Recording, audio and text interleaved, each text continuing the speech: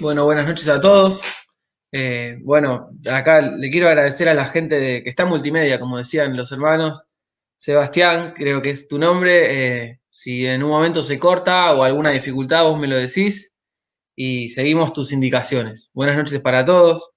Tengo el privilegio de estar con ustedes, de servir al Señor.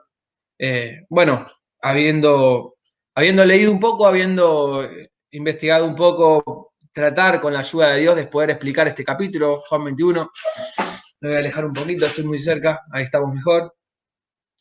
Bueno, en esta etapa de conectividad tengo el privilegio de poder escuchar el mensaje del martes y la verdad que podía escuchar también el mensaje de Juan 20, transmitido por Leo, la verdad que una bendición y un nivel de exactitud bárbaro y todo se facilita cuando es así. Vamos a abrir en Juan 21 y vamos a leer el relato del capítulo, quizás dividiéndolo en tres partes.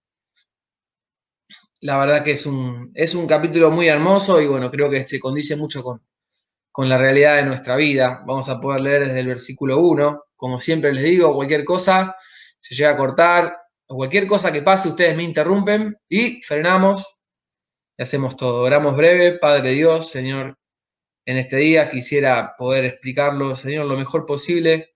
Ruego tu ayuda, Señor, ruego tu ayuda y te rogamos que vos nos puedas hablar a cada corazón en su necesidad, Señor, y puedas tocar los corazones con tu obra espiritual que es inimitable, Señor. No se puede imitar, no se puede hacer, solamente vos la puedes hacer. Nos puedas hablar, nos puedas mostrar y enseñar. Te lo rogamos en el nombre del Señor Jesús. Amén. Muy bien, bueno, vamos a leer desde el versículo 1. Este capítulo de Juan 21, bueno, el Señor había resucitado, se había aparecido a María Magdalena, luego de que María Magdalena había visto el sepulcro con el lienzo todo, lo habían podido recoger y bueno, ella lo había dicho a los demás. Y bueno, el escritor lo había visto también junto con Pedro, y bueno, habían visto esto y lo habían comunicado a los discípulos. También después Jesús se aparece a María Magdalena, luego se aparece a los discípulos, y bueno, puede hablar con Tomás, que no había creído, y luego también desaparece de ellos para volver a aparecer en esta escena. Lo que había pasado como un preámbulo de todo esto es la situación del apóstol Pedro. El apóstol Pedro, quien había dicho que aunque todos se escandalicen de él no se iba a escandalizar y dispuesto estaba a morir. Y en el patio lo niega tres veces. Lo niega tres veces. Primero por una pregunta de una muchacha en ese patio. Luego cuando la muchacha lo comenta con otros más, él se siente incómodo, vuelve a negarlo y cuando todos se juntan para preguntarle lo mismo, si él estaba con Jesús por su acento galileo, él dice lo mismo y jura mintiendo, jura que no lo conoce. Entonces, toda esa situación se había dado y Cristo había sido crucificado y nunca había habido una oportunidad para poder hablar de parte del apóstol Pedro. Nunca había una oportunidad de poder restaurar quizás lo que había pasado o disculparse o lo que fuese. Sí que él lloraba y que estaba muy arrepentido, pero sí se habían encontrado cuando Jesús se aparece a los discípulos, pero sin esa chance de hablar personalmente. Es como cuando tenemos quizás un problema o algo que hablar con un hermano y quizás sí lo vemos en una reunión o en un cumpleaños, en una reunión gigante, pero nunca se dio la oportunidad y uno se va y el otro se va y no se habló. Y después hay un mensaje que dice, mira, te quise buscar para hablar, pero no se dio la oportunidad. Bueno, esta oportunidad se va a dar en Juan 21. Ahora sí, si quieren proyectarlo, lo podemos leer. Dice, después de esto, Jesús se manifestó otra vez a sus discípulos junto al mar de Tiberias y se manifestó de esta manera. Estaban juntos Simón Pedro, Tomás llamado el Dídimo, el gemelo, Natanael, el de Caná de Galilea, los hijos de Zebedeo y otros dos de sus discípulos, 7. Simón Pedro les dijo, voy a pescar. Ellos le dijeron, vamos nosotros también contigo. Fueron y entraron en una barca y aquella noche no pescaron nada. Cuando ya iba amaneciendo, se presentó Jesús en la playa, mas los discípulos no sabían que era Jesús. Y les dijo, hijitos, ¿tenéis algo de comer? Le respondieron, no. Él les dijo, echad la red a la derecha de la barca y hallaréis. Entonces la echaron y ya no la podían sacar por la gran cantidad de peces. Entonces aquel discípulo a quien Jesús amaba, el escritor, sujeto tácito, por así decirlo, dijo a Pedro, es el Señor. Simón Pedro, cuando oyó que era el Señor, se ciñó la ropa, porque estaba en cuero, se había despojado de ella y se echó al mar. Y los otros discípulos vinieron con la barca arrastrando la red de peces, pues no distaban de tierra sino como 200 codos. Al descender a tierra vieron brasas puestas y un pez encima de ellas y ¡pam! Jesús le dijo, traed de los peces que acabáis de pescar. Subió Simón Pedro y sacó la red a tierra, llena de grandes peces, 153, y aún siendo tantos, la red no se rompió. Les dijo Jesús, venid, comed, y ninguno de los discípulos se atrevía a preguntarle, ¿tú quién eres? Sabiendo que era el Señor. Vino pues Jesús y tomó el pan y les dio, y asimismo el pescado. Esta era ya la tercera vez que Jesús se manifestaba a sus discípulos, después de haber resucitado de los muertos. Hasta acá nomás, con la lectura, y yo quiero describir la situación un poco de Pedro, si es que puedo interpretarla bien, para traerla con una semejanza a nuestra vida. Hay situaciones que nosotros esperamos una resolución, pero es una resolución que se demora. Es una resolución que se demora y nos toca esperar. Es difícil cuando nos toca esperar, sobre todo cuando el corazón a veces tiende a estar angustiado, a estar cargado y a esperar. Dice la palabra de Dios que la esperanza que se demora es tormento del corazón, más árbol de vida es el deseo cumplido. Y Pedro estaba ansioso. Pedro estaba ansioso por lo que había pasado, por lo que había resultado con su amado Señor. Y Pedro no había podido hablar y el Señor se había presentado, pero él no había tenido esta ocasión que, sin embargo, sin duda era muy importante para él. Entonces, ¿qué hacer? Hay una película en Netflix, creo que ya la habrán sacado, que dice, ¿qué esperar cuando se está esperando? ¿No? Es muy difícil a veces cuando nosotros estamos esperando en una situación, el Señor nos pone en una situación de espera, saber qué hacer, cómo emplear el tiempo. Y buscamos algo para hacer que nos pueda ocupar, quizá también que nos pueda distraer por momentos, de tener el tema o los temas presentes una y otra vez.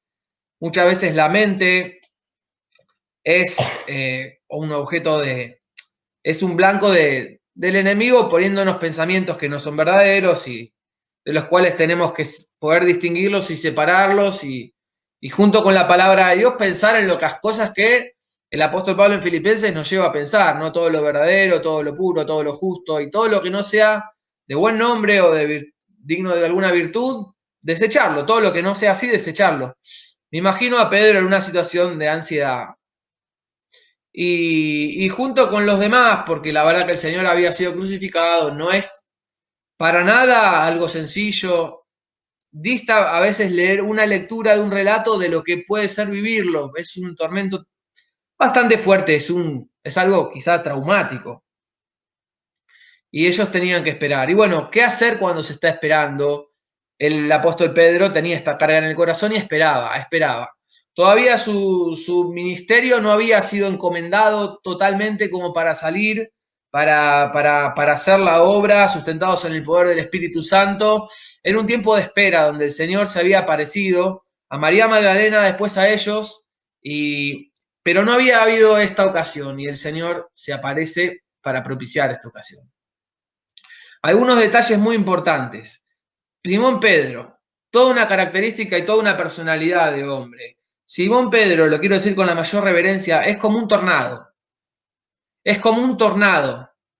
Es como un tornado a veces de impulsividad, de predisposición, de vehemencia. Es como un tornado, Simón Pedro. Es una buena pregunta la que yo me hacía, decir, ¿es bueno un tornado para nosotros? ¿Es bueno un tornado para el hombre? Y el tornado lo que muchas veces causa es destrucción, ¿no? Tiene una fuerza tremenda. Pero si el hombre pudiese dominar el tornado y conducir el tornado, sería una gran fuente de riqueza, ¿no? Me imagino si pudiese conducir y decir a dónde quiere que la fuerza del tornado vaya, me imagino para mover los molinos, me imagino para producir, me imagino la energía eólica, es fantástica, es una fuente de energía muy rica, si el hombre la pudiese conducir. Bueno, el apóstol Pedro es, con toda la reverencia, un tornado al cual el Señor tiene que conducir. tiene que conducir. Y a esto se dedica en todo este capítulo. Y dice que estaban juntos siete de sus discípulos. El escritor no se nombra, van a ver varias veces que no se nombra, sino que dice los hijos de Zebedeo, entre los cuales estaba él, Pedro, entre todas sus facetas, líder. Dice, voy a pescar, y ellos le dicen, vamos con vos, vamos y entrar en una barca. Yo me imagino a Pedro pasando esta situación de angustia, pensando y repensando, y bueno, voy a pescar, es lo que hice toda mi vida, puedo tener buenos resultados, me puedo distraer, y dice, y entrar en una barca, y aquella noche, para colmo, no pescaron nada.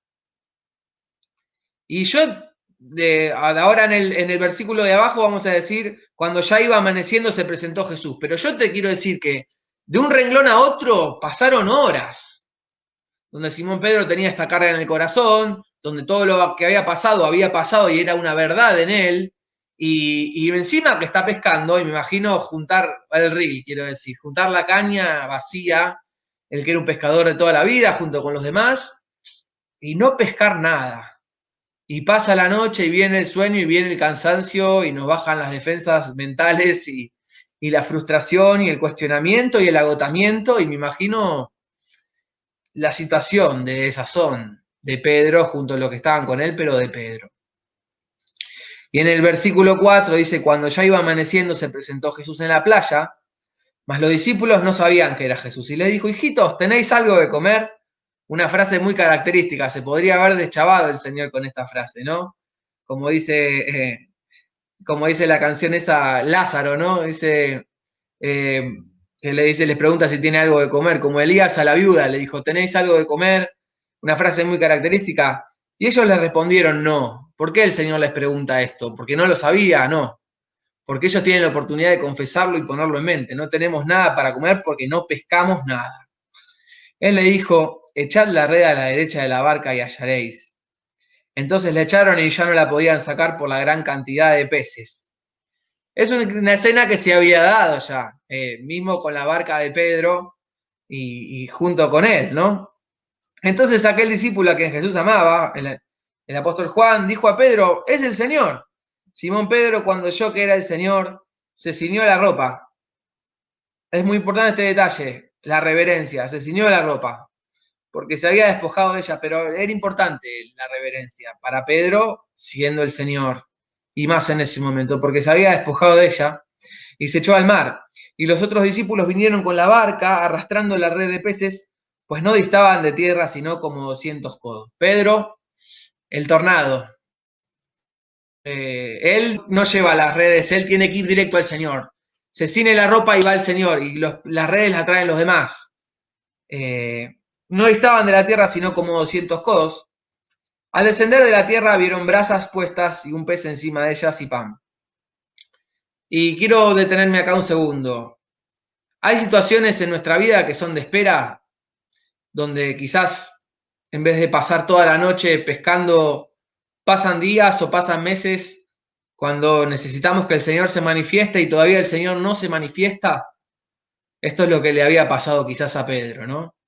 El Señor permite toda esta situación de Pedro y toda su pesca nocturna fallida con un propósito, porque cuanto más largo es el desierto, mayor es la gloria del Señor cuando se manifiesta, y mayor es el contraste, y la gloria del Señor se muestra en todo su esplendor, para gloria suya, en nuestro corazón, en nuestra vida, ¿no?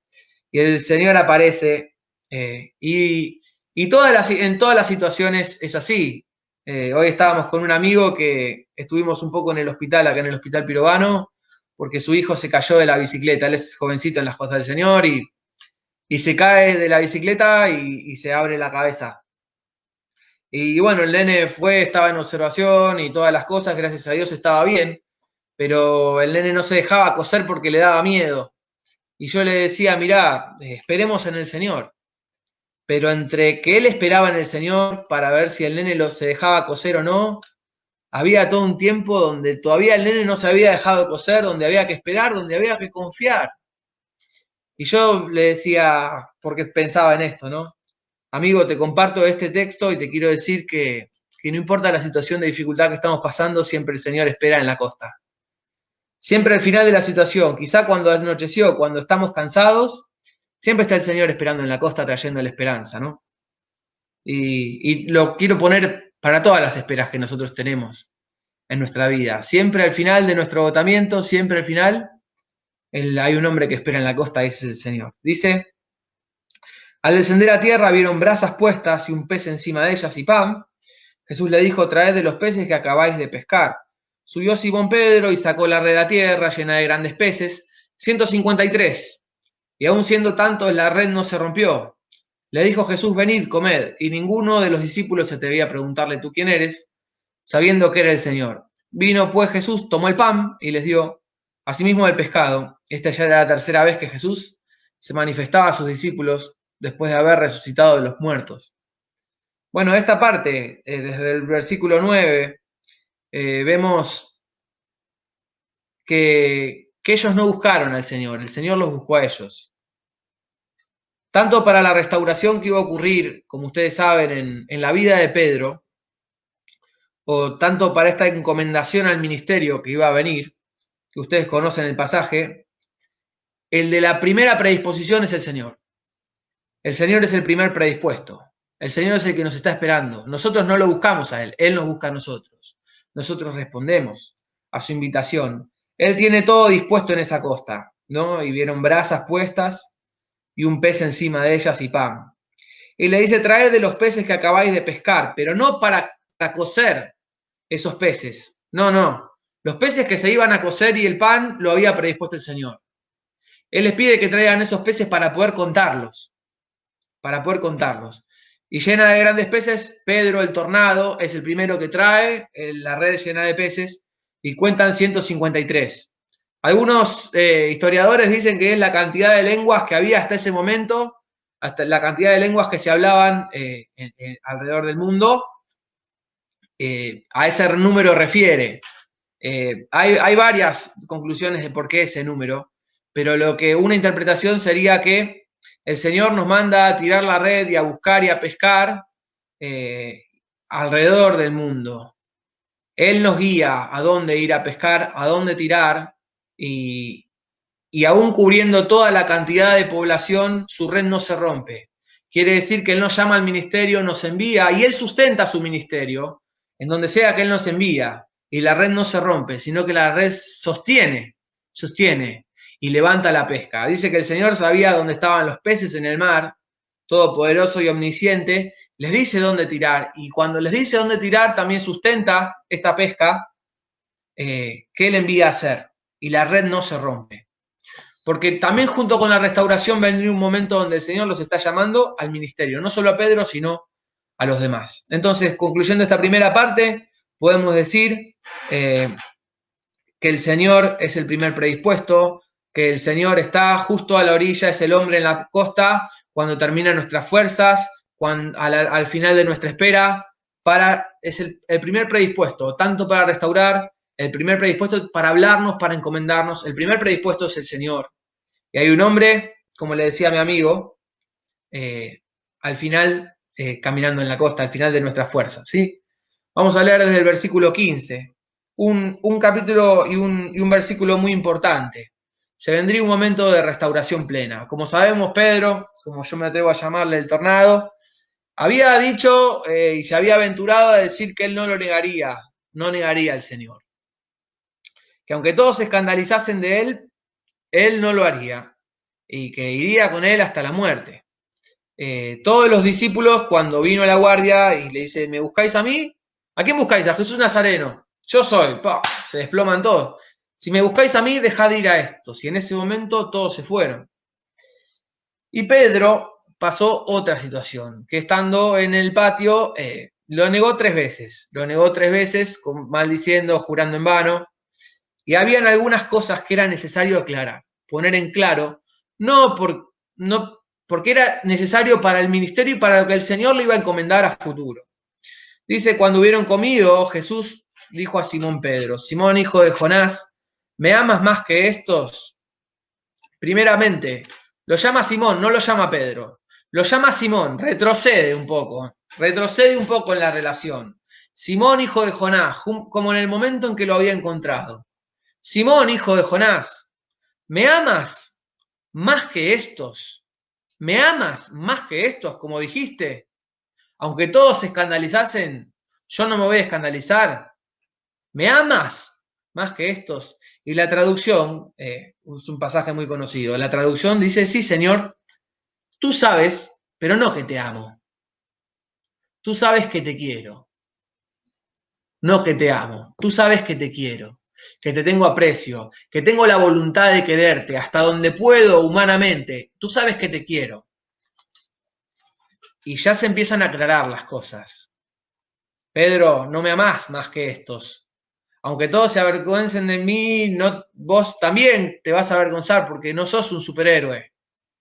Es necesario para el ministerio tener el concepto correcto de nosotros mismos. Nadie piense de sí mismo, nadie tenga un concepto más alto, sino piense de sí mismo con cordura. ¿Me amas más que esto? Señor, tú sabes que te quiero.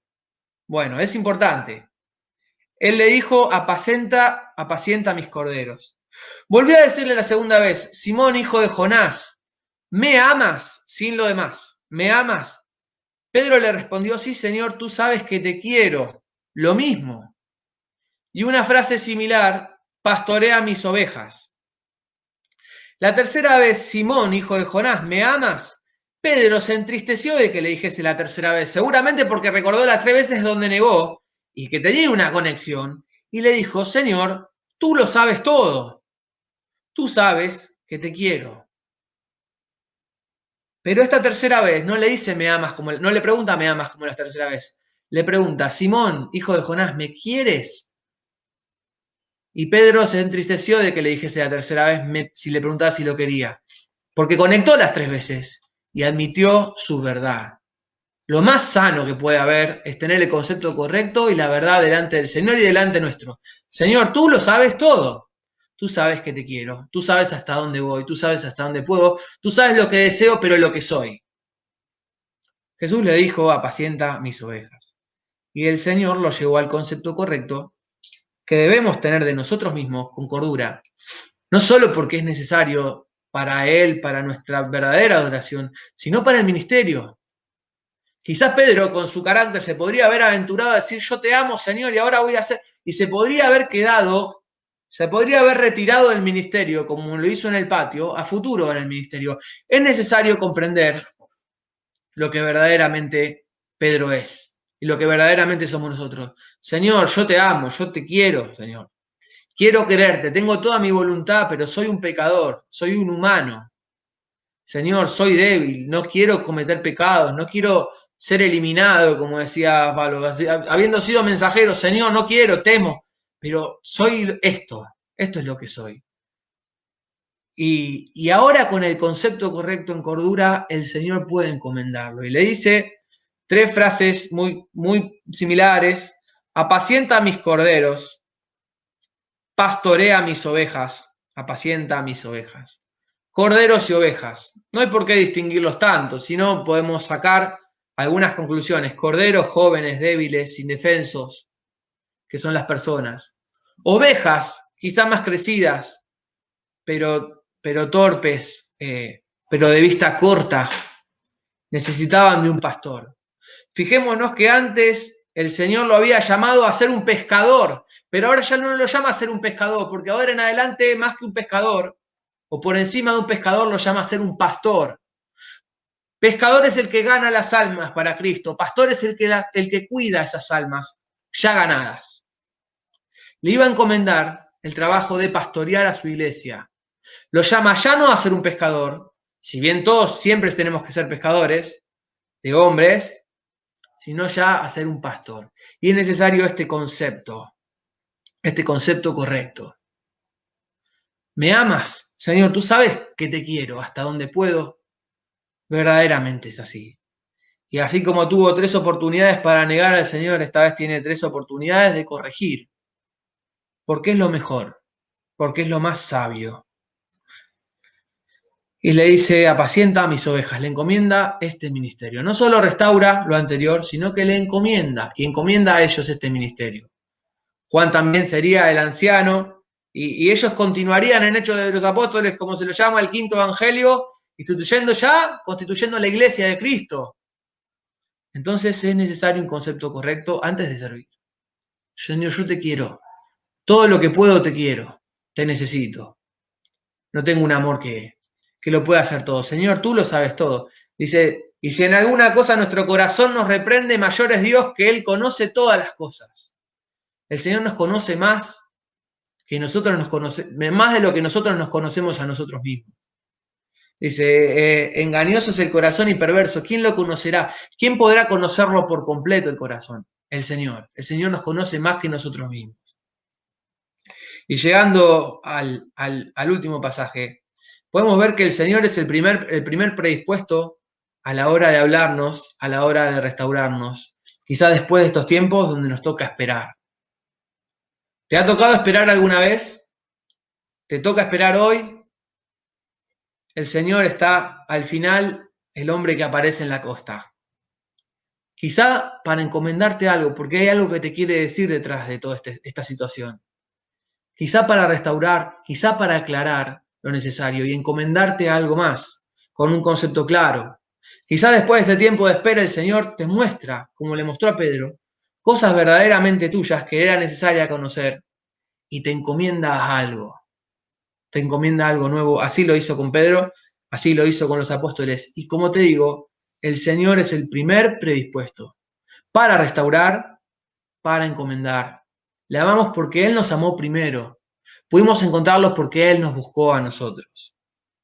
Y dice, versículo 18, de cierto te digo, cuando eras más joven, te ceñías e ibas donde querías, mas cuando ya seas viejo, extenderás tus manos y te ceñirá otro y te llevará donde no quieras. Esto dijo, dando a entender con qué muerte había de glorificar a Dios. Y dicho esto, añadió, sígueme. Pedro iba a ser crucificado también. Así sería. Lo llevaría extendiendo sus manos, otro lo ceñiría y él moriría por Cristo. Y le dio a entender esto. Y junto con esto se conecta el versículo 20. Pedro escuchó. Esto dijo dando a entender con qué muerte había de glorificar a Dios. Y añadió esto, sígueme. Y Pedro lo siguió, habiendo escuchado esto. Y volviéndose Pedro, vio que le seguía Juan, el discípulo a quien amaba Jesús. El mismo que en la cena se había recostado al lado de él y le había dicho, Señor, ¿quién es el que te ha de entregar? Cuando Pedro le vio a Juan, dijo a Jesús, Señor, a mí me van a ceñir y me van a llevar donde no quiero, y de esta forma voy a morir. ¿Y qué de este? Se compara con Juan, o le genera la inquietud de saber, me va a pasar esto, ¿y qué con Juan? ¿Qué de este? Jesús le dijo, si quiero que él quede hasta que yo venga, ¿qué a ti? Una pregunta que nos enseña muchísimo. Dice, sígueme tú. Este dicho se extendió entonces entre los hermanos, que aquel discípulo no moriría. Pero Jesús no le dijo que no moriría, sino, en castellano, a vos eso no te importa. Si quiero que él quede hasta que yo venga, ¿qué a ti? Este es el discípulo que da testimonio de estas cosas y escribió estas cosas, y sabemos que su testimonio es verdadero. No sabemos por qué el apóstol Juan escribe en tercera persona. Y hay también otras muchas cosas que hizo Jesús, las cuales si se escribieran una por una, pienso que ni aún en el mundo cabrían los libros que se habían de escribir. Maravilloso es Él. Y no solo el Señor es el primero en buscarnos, quizá detrás del tiempo de espera es el hombre en la costa, el primer predispuesto para restaurar, el primer predispuesto para enseñarnos de nosotros mismos, quizás el primer predispuesto en estos tiempos para encomendarnos a algo, sino también que puede restaurar a Pedro, que puede aclarar con Pedro, que puede encomendar a Pedro, pero también ayudar a Pedro para que su vista no se corra de donde debe ir. Como decimos, pero el tornado. Un tornado es destrucción, pero si el hombre pudiese conducirlo sería una bendición, una fuente de riqueza. Lo que necesita hacer el Señor con Pedro es dirigirlo. Fijémonos que le dice, apacienta mis ovejas, apacienta mis corderos. le está diciendo, mirá, te estoy marcando los corderos y las ovejas. No te estoy diciendo que ahora más seas el pastor de los pastores, Pedro, porque te conozco. Te estoy diciendo que seas el pastor de las ovejas y de los corderos. Pedro, Pedro, no te corras, no te corras. Y esto es muy importante. Pedro, el Señor le revela esto y ya lo ve a Juan y Pedro se empieza a comparar con Juan. Y se ve que le es muy importante lo que pasará con Juan. Y le dice, pero entonces si a mí me esto, ¿qué pasará con él? Y el Señor le dice, Pedro, Pedro, la mirada. Te estoy encomendando, no corras la mirada. Y te estoy enseñando y te estoy educando para que ya no te corras. No mires a los demás. No mires a los demás. Una gran parte de encomendar cuando el Señor nos encomienda una tarea es también poder dirigirnos correctamente la vista. Pedro, no te pregunté por los demás, te pregunté por vos. Ocupate de vos. Y es una naturaleza, es algo muy natural en el ministerio, cuando el Señor encomienda a los hombres y mujeres de Dios para una tarea, la gran cantidad de dificultades que tienen los hombres y mujeres en la comparación con otros. Parece que a veces se entorpece o corre el llamado. No podría ejemplificar, y si lo hiciera no lo haría con sabiduría, pero el Señor es el primero en buscarlo para restaurar, para aclarar, para encomendarlo. Es el primero en darle las herramientas para conocerse y conocer su ministerio y lo que él pide de Pedro. Y es el primero en darle las herramientas para ya no correrse y ser una piedra sobre la cual él iba a edificar su iglesia, sin duda. Es importante, cuando el Señor nos encomienda una tarea, no compararnos. No compararnos. El Señor nos pone una tarea delante. Nos pone una tarea delante. Que necesitamos hacer con fidelidad. Yo pienso en esa canción de Marcos Vidal, que es la del payaso, ¿no? Que dice que el payaso era fantástico en lo que hacía y era capaz de hacer un niño reír sin parar. Tenía ocurrencias tan geniales, solo él era capaz. La cara pintada de colores y en la mano un violín que sonaba más o menos, pero hacía reír. Pero el caso es que en el fondo era un infeliz. Le parecía ridículo pintarse la nariz. Lucía mucho más un salto mortal y él quería ser equilibrista. Y bueno, no les quiero contar el final de la canción, pueden escucharla. Pero por la ambición de la comparación, Pedro podía dejar de ser útil en lo que el Señor le había encomendado por desviarse. El Señor necesitaba conducir el tornado, conducirlo, para que cumpla su función, para que no se desvíe y no haga daño, para que cumpla su función y sea grandemente efectivo. El Señor nos enseña esto. Quizá puedan escuchar esta canción, la del payaso. El payaso termina frustrando todo lo bueno que él hacía y ya no fue capaz de hacerlo más, porque le mataba la fama del equilibrista. El Señor te encomendó algo, el Señor te muestra que sos de bendición en algo, por favor, somos como el caballo, ¿no? Que el Señor nos tiene que dirigir nuestra vista. Le muestra lo importante, por lo menos en Pedro, de no compararse. Vemos que Pedro era una persona de carácter, era una persona de mucho carácter. Y el Señor es el primero en buscarlo, el primero en restaurar, el primero en aclarar y en encomendar. Y también no solo en encomendar, sino de guardarlo para que esa visión no se pierda. Y Pedro sería muy importante, ¿no? Quiero cerrar. La verdad que creo que esta es la aplicación de lo que dice el capítulo.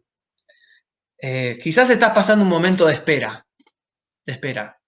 Quizás estás pasando un momento de espera donde quizás estás buscando cosas para hacer, para tratar de seguir confiando, tratar de seguir siendo paciente. Y todavía el Señor en la costa no aparece. Si bien el Señor está haciendo con nosotros, pero esa salvación, ese momento donde las cosas se resuelven, ese momento de la salida todavía no llega. Pero detrás de todo está el Señor en la costa, esperándonos. El primer predispuesto para enseñarnos qué hay detrás de esta prueba, para mostrarnos cosas que quizás nosotros no sabíamos y quizá para encomendarnos algo muy importante que Él quiere de nosotros. Y yo quería compartirles una breve canción antes de cerrar, porque es difícil esperar al Señor, pero cuando el Señor llega, sin duda que hay alegría y hay bendición.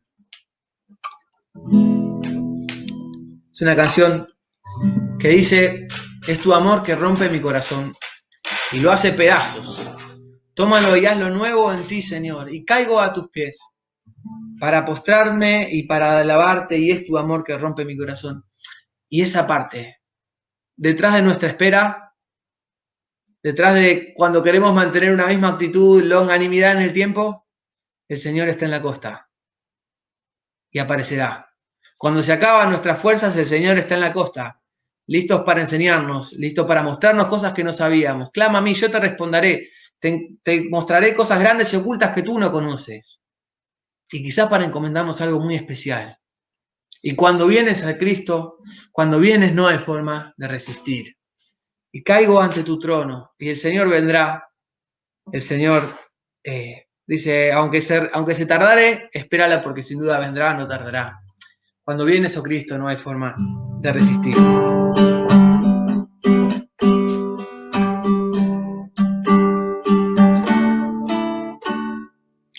Es tu amor que rompe mi corazón y lo hace pedazos. Tómalo y hazlo nuevo en ti, Señor. Y caigo a tus pies para alabarte, para adorarte. Es tu amor que rompe mi corazón. Es tu amor que rompe mi corazón y lo hace pedazos. Tómalo y hazlo nuevo en ti, Señor. Y caigo a tus pies para alabarte, para adorarte. Es tu amor que rompe mi corazón. Y cuando vienes, oh Cristo, no hay forma de resistir. Y caigo ante tu trono, es allí donde soy feliz junto a ti, mi Señor. Es tu amor que rompe mi corazón. Es tu amor que rompe mi corazón. Es tu amor que rompe mi corazón. Si estamos esperando en el Señor, esa esperanza no avergüenza, porque su gran amor ha sido derramado en nuestros corazones. Al final de nuestras fuerzas, al final de la espera, como pasó con Pedro, está el Señor, para restaurar lo que haya para restaurar, para aclarar lo que haya que aclarar, para encomendarnos lo que haya que encomendar, para clamar y mostrarnos cosas grandes y ocultas que no conocemos. Que el Señor los bendiga. Gracias.